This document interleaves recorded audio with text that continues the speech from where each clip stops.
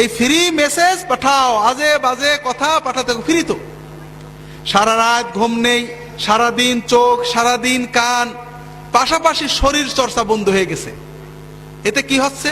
একদিকে ব্রেনটা কেজি হচ্ছে, শরীর অসুস্থ হচ্ছে। যুবক কিশোর ভাইদের বলবো, 25-30 বছর পর্যন্ত শরীরের গ্রোথ থাকে। তুমি বুঝতে পারো না, 5 দিন ঘুমাওনি, বুঝতে পারছো না, কিন্তু বুঝবে কখন? যখন আর ব্যাকে আসা, রিভার্স গিয়ারে দেওয়ার কোনো সময় থাকবে না। 30 বছরে যে দেখবে তুমি নিঃশেষ হয়ে গেছো, তোমার চোখ, তোমার কান, তোমার দেহ, তোমার এনার্জি, শক্তি নেই, তুমি হাঁটনি। আল্লাহ দেহটাকে বানিয়েছিলেন, আল্লাহ রাসূলের সুন্নত। খেলাধুলো করতে হবে, দৌড়াতে হবে, ফুটবল খেলবে, হাডুডু খেলবে, গোল্লা শুট খেলবে, ঘোড়দৌড় করবে, 1-2 ঘন্টা পরিশ্রম করবে, এরপরে ব্রেনের কাজ করবে, নির্দিষ্ট সময় ঘুমাবে। এইভাবে আল্লাহর নিয়মে চলতে হবে। আল্লাহর নিয়ম বাতিল করা হয়েছে, শরীর চর্চা হয়নি, খেলাধুলো হয়নি, ব্রেনের উপরে লোড বেশি পড়েছে, সারাদিন আজে বাজে দেখা, সারাদিন শোনা, ঘুম কামাই হয়েছে। এরপরে খাওয়ার ভিতরে মাশাআল্লাহ তাবারাকাল্লাহ সব ভেজাল এবং বিষাক্ত কেমিক্যাল দিয়ে মুরগি, ফুলানো মুরগি খেয়ে খেয়ে আমরা বড় হচ্ছি, ঠিক না ভাই? তাহলে আমাদের এই ছেলে মেয়েদের ভবিষ্যৎ কি উজ্জ্বল না অন্ধকার? এদেরকে বাঁচাতে হলে কি করতে হবে? বেশি বলার সময় নেই। আপনাদের একটা বিষয়ের প্রতি দৃষ্টি আকর্ষণ করছি। দুনিয়াতে কেউ কি বলে যে আমরা জিনা ব্যভিচারের প্রসার চাই? বলে নাকি? বলে নাকি? অনৈতিকতার প্রসার চাই? বলে নাকি? মাদকতার প্রসার চাই কেউ বলে? যত দল মত, আস্তিক নাস্তিক, ইহুদি নাসারা, মুসলমান, মোল্লা, হুজুর, যেই হোক, কেউ কি বলে নাকি যে আমরা এইগুলো বেশি করুক, দেশে অনৈতিকতা হোক, ব্যভিচার হোক, অ্যাসিড ছড়াক, ইভ টিজিং বাড়ুক? এটা কেউ বলে নাকি? বলে নাকি ভাই? বলে না। সবাই বলে এগুলো দূর করতে হবে, বদলে দাও, ভালো হয়ে যাও, প্রতিজ্ঞা করো আর খারাপ করবো না, সবাই বলবে। কিন্তু এখানে ইসলামী সিস্টেম আর বাণিজ্যিক সাম্রাজ্যবাদীদের সিস্টেমের ভিতরে পার্থক্য আছে। বাণিজ্যিক সাম্রাজ্যবাদীরা, আন্তর্জাতিক বেনিয়ারা, তাদের পদ্ধতি কি? মদ বিক্রি করবে, এটা নাগরিক অধিকার, যে ইচ্ছা মদ খাবে। বিড়ি সিগারেট বিজ্ঞাপন দেবে, বিক্রি করবে, এটা নাগরিক অধিকার, যে চাই খাবে। লক্ষ লক্ষ কোটি কোটি ডলার তুমি মদ বেচে আয় করবে, সিগারেট বেচে আয় করবে, যৌন উদ্দীপক, ব্যভিচার প্রসারক জিনিস বিক্রি করে করে আয় করবে। এরপরে 2-4 লাখ টাকা তুমি এইডস ফান্ডে, ধূমপান নিরোধ ফান্ডে, ক্যান্সার ফান্ডে, মাদকতা বিরোধী ফান্ডে প্রচারে দান করে দেবে। আমার কথাটাকে আপনারা বুঝতে পেরেছেন? তারা বলবে মদ চালু থাকবে, মদ প্রচার হোক, এটা একটা না মানুষের অধিকার, যে চাই খাবে। মাদকতা প্রচার হোক, এটা হোক সেটা হোক, তবে এগুলো খারাপ, মানুষকে বুঝাতে হবে। কথাটা কি বুঝতে পেরেছেন? এটা হলো তাদের বাণিজ্যিক স্বার্থে কোটি কোটি মানুষের রক্ত চুষে আয় করছে। খুব ভালো করে বুঝুন, ইসলামের নীতি হলো না, মানুষের অধিকার অবশ্যই আছে, যেটা না করলে মানুষের মৌলিক বিষয় লঙ্ঘিত হয় ওটা হাত দেওয়া যাবে না। কিন্তু মদ না খাইলে কি মানুষের মৌলিক বিষয় লঙ্ঘিত হয় নাকি রে ভাই? বিড়ি না খাইলে কি মানুষের মৌলিক বিষয় লঙ্ঘিত হয় নাকি? ইসলামের কথা, ওদের কথা হলো মেলা চলবে, ছেলে মেয়ে বেহায়া নাচ চলবে, অশ্লীলতা চলবে, কিন্তু বলতে হবে যে তোমরা হেরোইন খাও না, ব্যভিচার করো না, ইভ টিজিং করো না। ছেলে মেয়ে আড্ডা দেবে, অশ্লীল সিনেমা দেখবে, কিন্তু বলতে হবে ইভ টিজিং করো না। ইভ টিজিং বলেন? ইভ টিজিং মানে হলো মেয়েদের উত্তক্ত করা, কোনো মেয়েকে খারাপ বলা। আমরা বলবো সিনেমা চলবে, উত্তক্ত করার ছবি চলবে, ভিলেনদের চিত্র দেখবে, অশ্লীল ছবি দেখবে, নাচ গান দেখবে, মেয়েদের সাথে ফুর্তি করবে, তবে কোনো মেয়েকে তুমি বাজে কথা বলতে পারবে না। হবে নাকি ভাই? এটা তুমি সব করবে, সিনেমায় হিরোইনদের মদ খাওয়া দেখবে, তবে তুমি নিজে কোনো হিরোইন টিরোইন খেও না। হবে নাকি? হাজেরিন, ইসলামের নির্দেশ হলো এই সমস্ত বিষয়ের রুট কজকে বন্ধ করা, অর্থাৎ মাদকতা রোধ করো, মদের প্রসার রোধ করো, মদকে নিষিদ্ধ করো, ধূমপানকে নিষিদ্ধ করো, যেটা অশ্লীলতা ছড়ায় এগুলো নিষিদ্ধ করো। সমাজের আমাদের যুবক কিশোরেরা তাদের রক্তের উন্মাদনায়, রক্তের মাদকতায় যেন ওর ভিতরে ঢুকে না পড়ে, কারণ একবার ঢুকে পড়লে বেরিয়ে আসা তাদের জন্য কঠিন হয়ে যাবে, ঠিক না ভাই? আমি আপনাদের অনুরোধ করব, যারা সমাজের নেতৃস্থানীয় আছেন, আল্লাহর হস্তে বলছি, একদিন আল্লাহর কাঠগড়ায় আমাদের দাঁড়াতে হবে। খুব ভালো করে বুঝুন, আল্লাহ কোরআন কারিমে বলেছেন, ইন্নাল্লাযীনা ইউহিব্বুনা আন তাশিআল ফাহিশাতু ফিল্লাযীনা আমানু লাহুম আযাবুন আলীমুন ফিদ দুনিয়া ওয়াল আখিরাহ ওয়াল্লাহু ইয়ালামু ওয়া আনতুম লা তা'লামুন। যারা ভালোবাসে, পছন্দ করে যে মুসলিম সমাজে, মুসলমানদের ভিতরে অশ্লীলতা, বেহায়াপনা ছড়িয়ে পড়ুক, প্রসারিত হোক, তাদের জন্য দুনিয়ার জীবনে রয়েছে যন্ত্রণাদায়ক শাস্তি এবং আখিরাতে রয়েছে যন্ত্রণাদায়ক শাস্তি। আর আল্লাহ জানেন, তোমরা জানো না। আমি আপনাদের বলবো যে এই যুবক কিশোরদের ঈমান রক্ষা করার জন্য, আমাদের আগত প্রজন্মগুলোকে অশ্লীলতা, বেহায়াপনা, অবক্ষয় থেকে রক্ষা করার জন্য শুধু নসিহত নয়, মেকানিজম তৈরি করতে হবে, আদর্শ স্থাপন করতে হবে, তাদেরকে ভালোকে উৎসাহ দিতে হবে, খারাপ থেকে নিষেধ করতে হবে, নিরুৎসাহিত করতে হবে। আর এই জন্য অনেক বিষয়ের পাশাপাশি সবচেয়ে বড় বিষয় হলো তাদেরকে মসজিদমুখী করতে হবে, নামাজমুখী করতে হবে, দ্বীনমুখী করতে হবে, ধর্মীয় চেতনাও তাদের ভিতরে আনতে হবে, আল্লাহর ভয় আনতে হবে। বিশ্বাস করেন, এই নগ্ন সমাজেও অনেক ছেলে মেয়ে আছে শুধু একমাত্র মাওলানা সাহেবের কথায় এখনো সে নিজেকে পবিত্র রেখেছে, এখনো নামাজ পড়ে আল্লাহর পথে থাকতে চায়। তার পিতামাতা তাকে ছেড়ে দিয়েছে, তার স্কুল, তার প্রতিষ্ঠান, তার সকল প্রচার মাধ্যম তাকে পাপের পথে থাকে, বাবের দিকে তাদেরকে আহ্বান করে। এরপরেও ওই যুবক, ওই কিশোর শুধুমাত্র ঈমানি চেতনায়, শুধুমাত্র আল্লাহর ভয়ে এখনো ভালোর পথে থাকে। এইরকম শত শত হাজার হাজার যুবক আমাদের দেশে রয়েছে। হাজরিন, কিন্তু এরা কতদিন থাকবে? চারিদিকে ঈমান চোর কারখানা খোলা হয়েছে, বাঁচাতে হবে। হাজরিন, এই বাঁচানোর, আমার ছেলে, আপনার ছেলের ঈমান বাঁচানোর দায়িত্ব আমাদের সরকারের, ঠিক না ভাই? ছেলে কার? আর আমার ছেলের ঈমান বাঁচানোর দায়িত্ব সলিমউদ্দিনের বাপের, নাকি কার? আমার ছেলের বাপের, ঠিক না? পরের ঘাড়ে দোষ দিয়ে আল্লাহর কাছে পার হবেন না। দুনিয়ায় হয়তো লিখসার দেওয়া যাবে।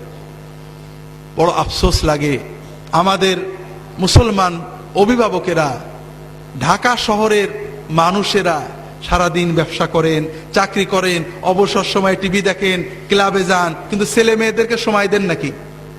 দেন নাকি ভাই? আল্লাহর হস্তে বলছি, আমি শেষ করে দেব। ছেলে মেয়েদের সময় দেন।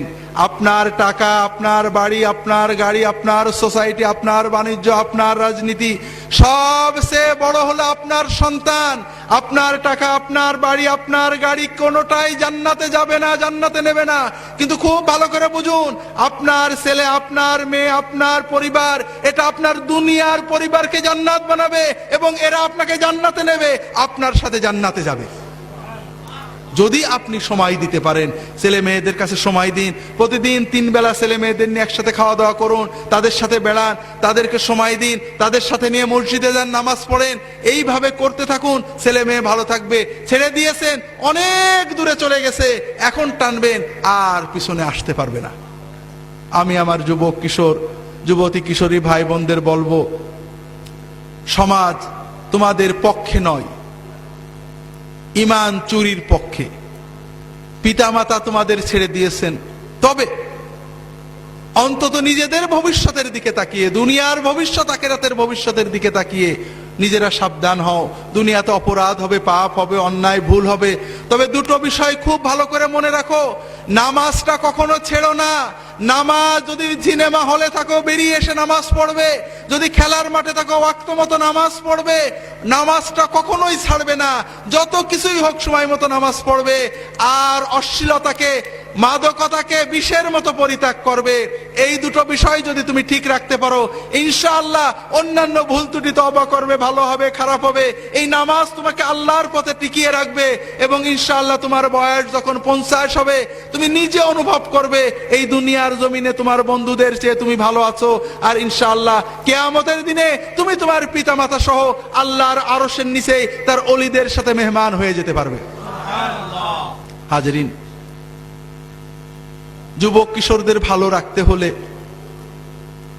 তাদেরকে আলেমদের কাছে নিয়ে যেতে হবে, মসজিদে নিতে হবে, দ্বীনি চেতনা তৈরি করতে হবে, লেখাপড়ার ভিতরে দ্বীনি চেতনা তৈরি করতে হবে। এগুলো সবই দরকার। আমরা শুনছি, ভালো করে জানি না। আমাদের দেশের নতুন শিক্ষানীতিতে ধর্মীয় শিক্ষা নিয়ে নানান কথা হয়। আমি নিজেও পড়েছি শিক্ষানীতি কিছুটা। আমার বিশ্বাস হয় না যে বাংলাদেশের সচেতন রাজনীতিবিদগণ ধর্মমুক্ত কোনো শিক্ষা কায়েম করতে চাবেন। কারণ আমাদের দেশে যতটুকু নৈতিকতা আছে, দুর্নীতিমুক্ত যে কয়জন মানুষ আছেন আপনারা স্ট্যাটিস্টিক করে দেখেন, তারা একমাত্র ধর্মীয় কারণে। যে ডিসি দুর্নীতি করে না, যে এসপি দুর্নীতি করে না, যে অফিসার ঘুষ খায় না, যে কর্মকর্তা অন্যায় করে না, যে ডিসি ঘুষ খায় না, যে জজ সাহেব ঘুষ খায় না, আপনি বিচার করে দেখুন কোনো না কোনো ভাবে, হয় পারিবারিক ভাবে, নইলে হয়তো তাবলীগ জামাতে যে, নইলে হয়তো কোনো পীর মাশায়েখের দরবারে যে, নইলে হয়তো মাদ্রাসায় পড়ার কারণে ওই ব্যক্তির ভিতরে যে ইমানি চেতনা আছে, শুধুমাত্র ওই ইমানটাই তাকে দুর্নীতি থেকে বাঁচিয়ে রেখেছে, অথবা অনেক দুর্নীতিবাজের ভিতরে তাকে অন্তত কম দুর্নীতিবাজ করে রেখেছে। আপনারা কি বুঝতে পেরেছেন আমার কথাটা? কাজেই ধর্ম, নৈতিক বোধ, আল্লাহর ভয়, আখেরাতমুখিতা যদি আমাদের ছেলে মেয়েদের ভিতরে না থাকে, তাহলে এদের ধ্বংস আমরা রোধ করতে পারবো না। ইউরোপ আমেরিকার মানুষেরা এখনো ধর্ম শিখায়, একেবারে শিশু শ্রেণী থেকে ধর্ম শিক্ষা রয়েছে সেখানে। তারা অনেক ভুল করেছে, তারা ব্যাক করছে। যারা ধর্মকে বাদ দিতে চেয়েছিল আবার ফিরে আসছে, ধর্ম বাদ দিতে যে নিজেরা বাদ পড়ে গেছিলেন। আমরা তাদের ওই ভুলের পুনরাবৃত্তি করব না। আমাদের ছেলে মেয়েদেরকে সত্যিকারের নৈতিকতা, দিন, ইমান, আচরণ, আখলাক শেখাবো, মসজিদে নিয়ে যাব। আমরা অনেক নৈতিকতা শিখাই। আমার খুতবার বইয়ে আপনি এক সময় লিখছিলাম, রেডিও টেলিভিশনে দুর্নীতির বিরুদ্ধে বড় বড় প্রোগ্রাম হয় না ভাই? হয় নাকি? বিশেষ করে আমাদের গত তত্ত্বাবধায়ক সরকারের সময়ে কোটি কোটি টাকার প্রোগ্রাম হতো, দুর্নীতিকে না বলুন, আছে না? এইসব কোটি টাকার প্রোগ্রাম শুনে কেউ কি দুর্নীতি বন্ধ করেছে? করেছে নাকি? করে না। কারণ যারা এইসব লেকচার দেন, দেখা যায় তাদের পরেই মানুষের কোনো আস্থা নেই, তারাই নিজেরা দুর্নীতিতে লিপ্ত। বিশেষ করে এই ইউরোপের, আমেরিকার বড় বড় পণ্ডিত এসে আমাদের দুর্নীতির বিরুদ্ধে বড় বড় লেকচার দিয়ে গেল। কিছুদিন পরে পেপারে দেখা গেল এই লেকচার দাতারাই বিরাট বিরাট দুর্নীতিতে জেলে চলে গেছে। শোনেননি হাজরিন? আসলে যদি সত্যিকারের দুর্নীতি মুক্ত করতে চান, মানুষ হলো পশুর মতো। মানুষের ভিতরে পাশবিকতা আছে, পশু প্রবৃত্তি আছে। একজন পশুকে যদি আপনি সামনে নিতে চান, দুটো জিনিস লাগে। কয়টা জিনিস? একটা হলো ভয় আর একটা হলো লোভ। এই দুটো জিনিস লাগে। মানুষেরও দুটো জিনিস লাগে, একটা ভয় আর একটা কি? লোভ। আপনি যদি দুর্নীতি দমন করতে চান, সুশীল সমাজ গড়তে চান, সুন্দর সমাজ গড়তে চান, লোভ এবং ভয়কে উজ্জীবিত করতে হবে। সেই লোভ এবং ভয় বিবেকের হতে পারে, সমাজের, রাষ্ট্রের আইনের হতে পারে, আল্লাহর হতে পারে। বিবেককে বুঝ দেওয়া যায়, আইনকে ফাঁকি দেওয়া যায়। ইউরোপ আমেরিকাতে দুর্নীতি কম আছে আইনের শাসনের কারণে, আইনের কারণে। কিন্তু আমাদের দেশে আমরা আইনকে যে ফাঁকি দেওয়া যায় সবাই জানি। দুর্নীতিতে 50 বছরের শাস্তি, পরের কেসে দেখা যাচ্ছে 0 হয়ে যাচ্ছে। হচ্ছে না ভাই? কে যে দুর্নীতিবাজ আর কে যে ভালো, আল্লাহ তাআলা ছাড়া আমরা কেউ বুঝে কুল পাই না, ঠিক না হাজরিন? ভয়, আইনের ভয় দুর্নীতি দমন করে কিছুটা। যে দেশে আইন খুব কঠোর আছে, প্রকৃত দুর্নীতি দমন করে আল্লাহর ভয়। কিসের ভয়? যখন বান্দা জানে যে আইনকে ফাঁকি দেওয়া যাবে, ফাঁসির দড়িকে পাল্টে দেওয়া যাবে, জজের রায়কে পাল্টে দেওয়া যাবে, রাজনৈতিক প্রভাব কাটানো যাবে, কিন্তু আল্লাহর চোখে ফাঁকি দেওয়া যাবে না। আমি যে অন্যায় করেছি আল্লাহ দেখেছেন, আল্লাহ আমার উপরে, আমার আওলাদের উপরে গজব দেবে, আমাকে আল্লাহর কাছে জবাব দিতে হবে। যখন বান্দা বোঝে যে আমি যদি ঘুষটা না খেয়ে সবর করি, আল্লাহ বরকত দেবে, আল্লাহ আমার আওলাদে বরকত দেবে, সম্পদ বাড়িয়ে দেবে, এই একমাত্র সবর, একমাত্র আল্লাহর কাছে পুরস্কারের লোভ, আল্লাহর কাছে শাস্তির ভয়, এটাই প্রকৃত নৈতিক নীতিবান দুর্নীতি মুক্ত মানুষ গড়তে পারে। আর এজন্য আমাদের যুবক কিশোরদেরকে, আমাদের সন্তানদেরকে নৈতিকতা, ধর্মীয় শিক্ষার আলোকে মানুষ করতে হবে। আল্লাহ তাআলা আমাদের তৌফিক দান করুন, আমিন। প্রত্যেকের সন্তানকে নিজের সবচেয়ে বড় সম্পদকে মসজিদে নিয়ে যাবেন, ফজরে নিয়ে যাবেন, মাগরিবে বলবেন যে যেখানেই খেলো মাগরিবের সময় আমার সাথে নামাজ পড়বে, মাগরিবের পরে বাইরে থাকতে পারবে না, মাগরিবের নামাজ পড়তে বসবে, আম্মা খোঁজ রাখবে, 3 বেলা একসাথে খাবেন, যদি আপনি না পারেন স্ত্রীকে বলবেন খোঁজ রাখতে। এইভাবে সন্তানদেরকে অন্তত 20 বছর পর্যন্ত চোখের ভিতরে রাখবেন। আল্লাহ তাআলা হেফাজত করুন, আমিন। আমি আর লম্বা করছি না, অনেকক্ষণ বলা হয়ে গিয়েছে। আপনারা আমার জন্য দোয়া করবেন। আমার লেখা বইগুলো আছে, মুখে যে কথা বলি সব কথা ঠিক থাকে না, এক কথা থেকে আরেক কথা চলে যায়। আমার লেখা বইগুলো ওই গেটের কাছে আসুন্নাহ পাবলিকেশনসের স্টলে আছে। এই মাহফিল উপলক্ষে 40 থেকে 50% কমিশন দিয়ে মাত্র 5-10 টাকা এই আমাদের খরচপত্র রেখে বিক্রয় করা হচ্ছে। ইহয়াউস সুনান, সুন্নতের পুনরুজ্জীবন পড়বেন। হাদিসের নামে জালিয়াতি, সর্বশেষ আল মাওজুআত, ইসলামের নামে জঙ্গিবাদ। ইসলাম কি, জঙ্গিবাদ কি, জিহাদ কি, বাইবেলের জিহাদ কি, ইউরোপের জিহাদ কি, ইসলামের জিহাদ কি, একামতে দিন কিভাবে হবে, দিনই রাষ্ট্র প্রতিষ্ঠা, আমাদের বাংলাদেশ ইসলামী রাষ্ট্র নাকি তাগুতি রাষ্ট্র, সব কথা কোরআনের আলোকে সুন্নাতের আলোকে পরিষ্কার বলা হয়েছে।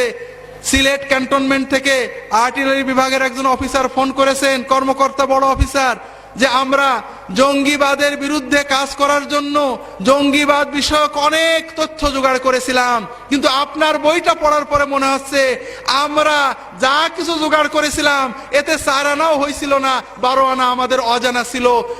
কিভাবে জঙ্গিবাদ দমন হবে? জঙ্গিবাদের নামে যদি ইসলাম দমন করেন তাহলে কি পরিণতি হতে পারে? কিভাবে আমাদের পূর্ববর্তী উলামা মাশায়েখ দ্বীনের দাওয়াত দিয়েছেন, দ্বীন কায়েম করেছেন, যারা দ্বীনের দায়ী তাদেরও পড়া দরকার, যারা সমাজের চিন্তা করেন তাদেরও পড়া দরকার। কোরআন সুন্নাহর আলোকে শবে বরাতের সহিহ হাদিস কি, জাল হাদিস কি, সুন্নত আমল কি, সুন্নতের খেলাফ আমল কি, মাসনুন ওজিফা, আল্লাহর পথে দাওয়াত ইত্যাদি বইগুলো রয়েছে।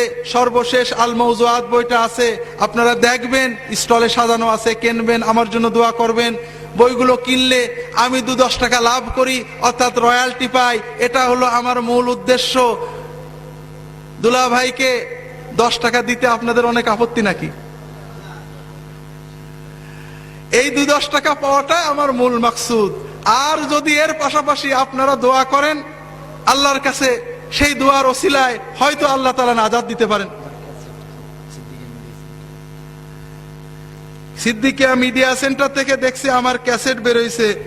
আমি রিয়াদে থাকতে কিছু আলোচনা করতাম, প্রায় 30-35টা ক্যাসেট ওরা সার্কুলেট করত, সেগুলো বিষয় ভিত্তিক ছিল, এগুলো আর পরে প্রকাশ করা হয়নি।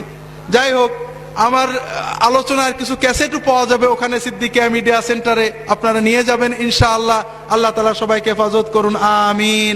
সুবহানাকা আল্লাহুম্মা ওয়া বিহামদিকা আশহাদু আল্লা ইলাহা ইল্লা আনতা আস্তাগফিরুকা ওয়া আতুবু ইলাইক। রাসূল সাল্লাল্লাহু হাজির নাজির কিনা, যেসব ইমাম খতিব হাজির নাজির পড়ে তাদের পিছনে নামাজ পড়া জায়েজ কিনা? আমাদের ফুরফুরার পীর ও মুর্শিদ মুজাদ্দিদে জামান আবু বকর সিদ্দিকী রাহমাতুল্লাহ আলাইহি তার বক্তব্যে, লিখিত ওয়াজে, আল্লামা রুহুল আমিন সাহেবের বিভিন্ন কেতাবে, তার উদ্ধৃতিতে, আল্লামা সাইফুদ্দিন সিদ্দিকীর কেতাবে বারংবার উদ্ধৃতিতে বারংবার লেখা হয়েছে, কেউ যদি মনে করে আল্লাহর রসুল হাজের নাজের অথবা আল্লাহ ছাড়া অন্য কেউ হাজের নাজের, কোন পীর অলি হাজের নাজের, ওই ব্যক্তি কাফের। এটা ফুরফুরার আকীদা, এটা আমাদের কথা পরিষ্কার। একমাত্র সদা হাজির নাজির মানে হলো সদা সর্বদা সর্বত্র বিরাজমান, সবকিছু দেখছেন, এই ধরনের সিফাত একমাত্র আল্লাহ তাআলার ক্ষেত্রেই প্রযোজ্য। কাজেই যারা বলেন আল্লাহ তাআলা রাসূল হাজির নাজির, এটা ফুরফুরার মানহাজে, ফুরফুরার মুজাহিদান আবু বকর সিদ্দিকীর মতে, আল্লামা রুহুল আমিনের বিভিন্ন কেতাবে, আল্লামা সাইফুদ্দিন সিদ্দিকীর বিভিন্ন কেতাবে বারংবার উল্লেখ করা হয়েছে যে এই বিশ্বাস করা কুফরি, এরকম বিশ্বাস করলে ওই ব্যক্তি কাফের হয়ে যাবেন। যারা ইমামরা না জেনে করেন তাদেরকে নসিহত করবেন, বুঝাবেন, বুঝানোর পরও যদি না বোঝেন তাহলে তার পিছনে নামাজ হবে না। আল্লাহ তাআলা সবাইকে তৌফিক দান করুন, আমিন। সুবহানাকা আল্লাহুম্মা ওয়া বিহামদিকা আশহাদু আল্লা ইলাহা ইল্লা আনতা আস্তাগফিরুকা ওয়া আতুবু ইলাইক। আল্লাহুম্মা সাল্লি আলা মুহাম্মাদিন নবিয়্যিল উম্মি ওয়া আলা আলিহি ওয়া আসহাবিহি আজমাইন। আসসালামু আলাইকুম ওয়া রাহমাতুল্লাহি ওয়া বারাকাতুহু।